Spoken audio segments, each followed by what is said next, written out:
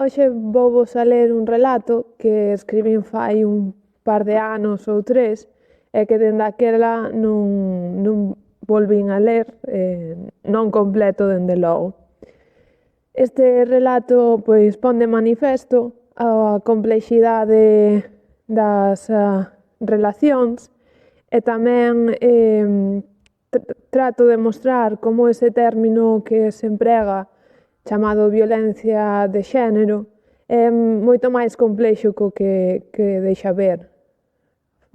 A miúdo, violencia de xénero fainos pensar nunha dicotomía entre un xénero e outro, cando en verdade as persoas implicadas en estes conflictos pois son moito máis complexas e tamén ás veces non saben de xéneros aínda, como é pois os cativos e cativas que teñen que presenciar estas situacións. E sen máis, pois léovos o relato titulado Quen son eu?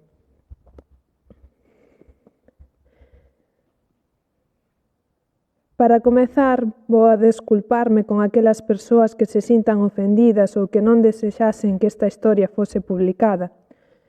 Non a escribín en procura de xustiza, xa é tarde para elo. Sae da culpa que tantos anos arrastrei por non ter podido salvar a meus pais. É simplemente un reclamo da miña existencia. Só busco liberar o meu pensamento para deixar de sufrir por dentro. Así que perdón se a miña liberdade che produce dano, esa non é a miña intención. Se queredes sentir o mesmo ca min, aquí ven. Teño 13 anos e venres, miña nai, enferma de cancro, séntese con ganas de vivir. Miña irmá e máis eu somos felices vendo a desfrutar da vida como nunca antes fixera. Saímos a tomar os viños. Esa xa é a rutina habitual de papá. Cada tarde, sobre as 7, comeza a dar voltas inquedamente pola aira. Hai algo que lle falta, algo que o desasosega. Mamá ponse a saia vermella que tanto a favorece. Eu quero axudala e intento peitear a súa perruca. Non o consigo facer ben, así que pídolle axuda a miña irmá. Ela, de mala gana, ensíname de todos os xeitos. Mamá está fermosa. A perruca está acabada de peitear e os beizos locen un cor granate que parece darlle forzas. Séntese feliz. Finalmente, marchamos os 4 no noso novo Seat Ibiza de segunda man. Tomar os viños trátase de facer unha ruta polos diferentes bares do municipio. En cada local tómase un viño e os amigos invitan a outro. Desa maneira pronto perde a conta ata que chega a medianoite e te atopas no último bar esperando a tan soada derradeira. Papá está borracho. Non é novidade para ninguén. Mamá non o está, o alcohol non é compatible co tratamento que está a tomar. Aínda que ás veces parece que lle gustaría poder beber para soportar mellor o sufrimento que lle provoca que meu pai se entregue ao alcohol máis que a si mesmo. Eu tamén sinto vergoña, non quero estar ali, non desa maneira. Busco a miña irmá coa mirada. Ela tamén está incomodada, pero finxe darlle todo igual. Non sei se é para anoxar a meu pai ou para imitar a valentía de miña nai. Non me tranquiliza. Miro ao meu redor tratando de atopar unha solución á situación. Quero axudar, quero coidar de mamá. Todo o mundo no bar sabe o que está a ocorrer, algúns intentan axudar. Veña matachín, que mañá é outro día. Escoita a túa muller, que nós tamén marchamos. Non ves que non hai para onde ir? Non, amigo, non che poño máis viño que xa che dá que facer aguantar a copa. Outros ríen as súas gracias ou fican mirando dende un recuncho. Ten moito vicio, pero non lle fai mal a ninguén. Hainos moito peores. Mamá empregou a súa pose máis autoritaria. Miña irmá fixo uso do seu inconformismo innato que nunca o deixaba indiferente e eu saquei a miña mellor interpretación de nena inofensiva que sempre o calmaba. Non sei como, pero papá camiña cara ao coche e tras uns cantos xogos remata por darlle as chaves do coche a miña nai. Ela entra no asento traseiro do coche e eu, canda el,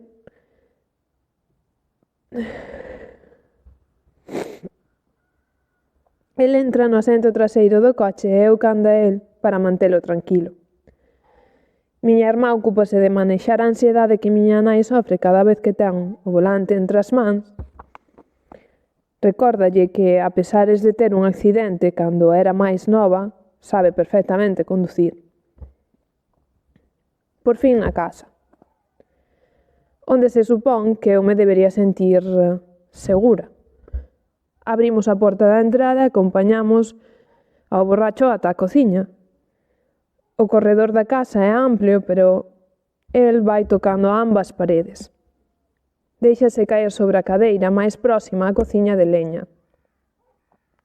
Eu temo que caia e que volvamos a ter que ir a urxencias como a última vez. Houbo sorte. Mamá ofrécelle sopa de cocido. Ela sabe que é a preferida de papá e por iso, a miúdo, a deixa preparada. Papá acepta fretando as mans e cun sorriso. Todas temos a esperanza de que o calmará o suficiente como para que lle entre o sono. Namentres miña irmá acende o lume e eu doulle conversa. A maioría das veces non estou de acordo co que me di, pero eu sempre lle dou a razón. Se queres bardallar sobre algunha persoa, eu falo mal dela. O mellor sempre é levar o tema á política. Aí el pode liberar enerxías sen que ninguén en concreto sexa o obxectivo. Mais hoxe está doente. Sen rematar o prato de sopa, érguese e comeza a rexistrar o bolso de miña nai, o cal colga dunha cadeira. Mamá pregúntalle que busca. Non contesta. Ela xa o sabe e el sabe que ela xa o sabe. É o mesmo xogo de sempre. Onde están as chaves do coche? Voume. Non importa cantas veces lle expliques que non está en condicións de conducir. Tampouco vas a convencer con iso de que seguro está pechado. Cando papá está borracho, só se trataba dunha cousa: levar a contraria. E mamá non ía darlle as chaves do coche para que se fose matar por aí. A el e a sabe Deus quen máis. Como consecuencia, papá comeza a soltar comentarios ofensivos. Non lle chama puta a ninguén porque sabe que non lle funciona. Dinos cousas despiadadas que saiba que nos vai a facer reaccionar, a ver cando te casas e deixas de dar malata. Aquí faise o que eu diga, que para iso son o home. E ti que crees que me vas a facer se és unha nena pequena? Se quero, mátote dun golpe. Estaba claro que papá quería irse. El sabía que nos estaba a facer dano. Aínda así, mamá quere que se quede, para poder coidalo. E aínda así mamá non lle dá as chaves, porque teme que teña outro accidente e que esta vez morra alguén. Papá goza do momento, ou iso parece. Podo velo nos seus ollos. Non sabe como facer que mamá lle deixe matarse, sendo un alcohólico ou nun accidente de tráfico. Dalle igual. Eu non sei como dicirlle a mamá. Estalle a dar un ataque de pánico. Non sei como dicirllo a miña irmá. Estalle a dar un ataque de ira e non para de berrar.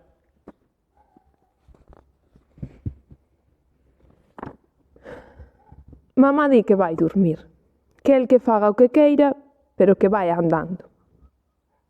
É un truco barato, pero nel ás veces funciona. Papá segue polo corredor e nós atrás deles. El non fala. Sabe o que quere. Quere as chaves do coche. Xa sabes, para anestesiarse, bebendo e morrer a gran velocidade. Agora atopámonos en fronte á porta do seu cuarto, xusto no recibidor da casa. Mamá e papá pelexan polas chaves como fago eu no colexio cando o matón da clase me quita o caderno. Papá consegue as chaves por un segundo, pero enseguida lle caen ao chan. Cambaléase tanto polo alcohol que bate contra as plantas que decoran a entrada. Os tarros caen ao chan, os pedazos de louza e a terra cóbreno todo. El non se fixo dano aínda que fose iso o que el quería. Aproveitando a confusión, mamá colle novamente as chaves e unha vez máis rógalle que non se vaia ou que polo menos non conduce esa noite. Papá volve a advertila, pois ten medo de que ela non lle deixe marchar. É o meu coche, se quero levo. Cando ten dor, papá non dubida. Sabe canta dor ten, así que, tal como a fixo seu pai, busca no alcohol un analxésico. Sen previo aviso, agarrou a mamá polo pulso. Facíao de cando en vez. A primeira vez que mo fixo, eu tiña 7 anos. Mamá berra que a solte. Papá aperta máis forte. Deixa, por favor. Papá retorce o brazo ata que inmoviliza para así quitarlle as chaves da man. Ese é o momento no que sei que lle podo pegar. Pegámoslle ata que a solta. Miña irmá, enfadada, empurra a mamá dentro do cuarto. Papá está no chan e comeza a erguerse. Miña nai chora e miña irmá berra o meu nome. Eu tamén entro no cuarto e fechamos a porta co pasador. Estamos atrancadas. Mamá ten as chaves e papá demandas dende fora. De súbito fica en silencio. Sabedes ese momento de tensión no que non sabes se todo está a punto de se calmar ou se unha gran bomba está a punto de explotar? Esa sensación faiche tremer como un árbore nun día de vento tolo. Sénteste indefensa e non ves maneira de retomar o control da situación. Entro en pánico e quero chorar, pero algo no meu interior me di que se o fago serei unha chorimicas. Mamá comeza a chorar e a pedirnos perdón. Xustifica as súas decisións explicándonos canto amor nos quere dar, pero non pode. Cando lle dicimos que nos fai moito dano, chora. Bum! O primeiro golpe falle vibrar a porta e resoa todo o cuarto. Podo ver como a fechadura loita por manterse no seu sitio. Mamá quere razoar con el. Bum, bum, bum. Os golpes parecen atravesar a porta como ondas de radio. Podo sentilos no meu corpo porque cada vez que se escoita un, o meu corazón acelérase un par de revolucións. Bum, crash. Este é o momento no que descubro que meu pai non está a petar na porta como a un tolo. Papá está a tumbar a porta cunha maza. A madeira quebra pouco a pouco segundo os golpes caen. Pregúntome se eu sería capaz de levantar semellante pedazo de ferro. Lembro que unha vez o intentara e non me fora fácil levantalo só uns centímetros. Mamá segue a rogarlle que pare. Miña irmá rógalle a miña nai que nos ame. Eu pídolle a Deus que todo se deteña por un momento porque non podo pensar. Decido unirme a miña irmá. Eu tamén lle pido a miña nai que o deixe ir, que se non se mata el por aí, matarános a nós aquí. Mamá non nos escoita. Papá conseguiu facer un burato na madeira e agora mete a man por el. Case alcanza a fechadura. Suplicamos unha vez máis. Decátome de que estou a tremer porque case non noto as miñas pernas. Teño medo, moito, porque sei que se meu pai atravesa a porta irá directamente ao pescozo de miña nai para logo tirala no chan e reventarlle a cara contra o terrazo. Non sería a primeira vez, como aquela outra vez que estaba borracho e discutía con miña irmá. Tirouna no chan da aire e deulle un golpe na cabeza contra o chan. Por sorte non había rocha ningunha. E por sorte apareceu o meu irmán maior no último momento para deter o que fose a facer.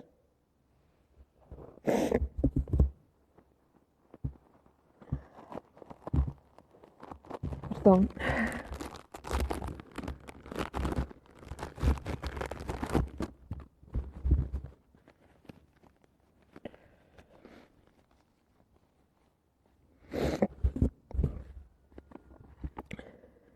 Eu dígolle a papá que lle lancei as chaves a través do burato.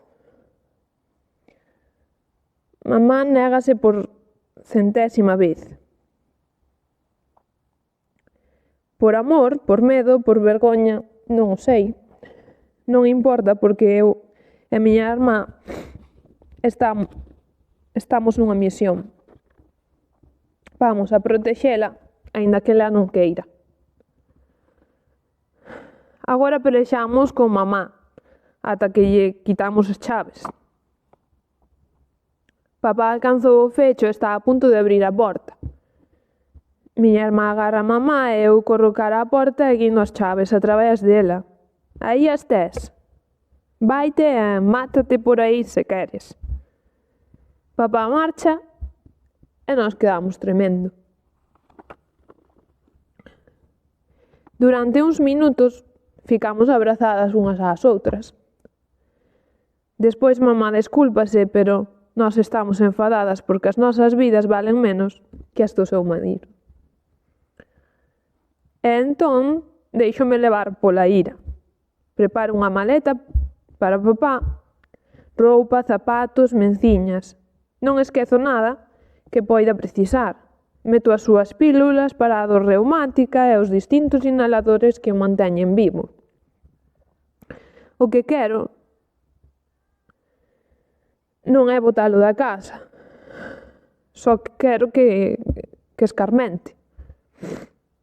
Que ao volver comprenda o que pode perder, como facía mamá cando finxía marchar da casa para que el non se fose de viños outra vez. Ao fin e ao cabo aquilo funcionara ata que se decatou de que mamá sempre volvía. E agora eu estaba desesperada. Remato coa maleta e colócoa na porta da casa. Pecho as portas e deixo a chave atravesada. Cerro os ventás e baixo as persianas. Esta noite aquí non entra. Papá foi dormir á casa de seus pais, onde tamén vivía a súa irmá. Miña tía chamou ao día seguinte para escoitar a historia completa. O mellor amigo de meu pai, que en pouco tempo despois se quitou a vida, tamén quixo escoitar o meu testemuño. Eu non quería dar o brazo a torcer. Non quería deixarlle volver. O amigo de papá era o mellor que tivera nunca. Quería axudarlle a deixar de beber, porque el xa perdera a súa familia por mor do alcohol. Prometeume que o axudaría levando a traballar con el para que non tivese tanto tempo libre para ir ao bar. Miña tía, pola contra, ensinoume unha importante lección. unha importante lección de vida. Meu avó tamén foi un alcohólico empedernido durante a maior parte da súa vida, así que eu escoiteina. Eu tiven que vivir o mesmo ca ti, e sigo aquí. Ela probablemente viviu algo moito peor. Non o podo saber xa que agora non nos falamos. Finalmente cedín. A papá non o quería na casa na que naceran. E parecía que eu non ia a morrer por medrar cun pai así. Ese día aceptei vivir con medo e así o fixen durante anos. Hoxe escribo aquí para deixar de facelo, porque o que máis nos aterra é pensar que non nos merecemos ese amor que chaman vida.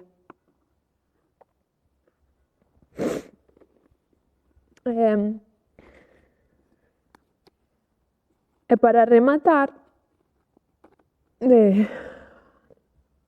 unha cita de Rosalía de Castro que non está mal recordar: eu son libre, nada pode conter a marcha dos meus pensamentos e eles son a lei que rexe o meu destino. Porque o peor dos conflitos da violencia de xénero, que pode ter outros nomes, é non falalo e non contalo.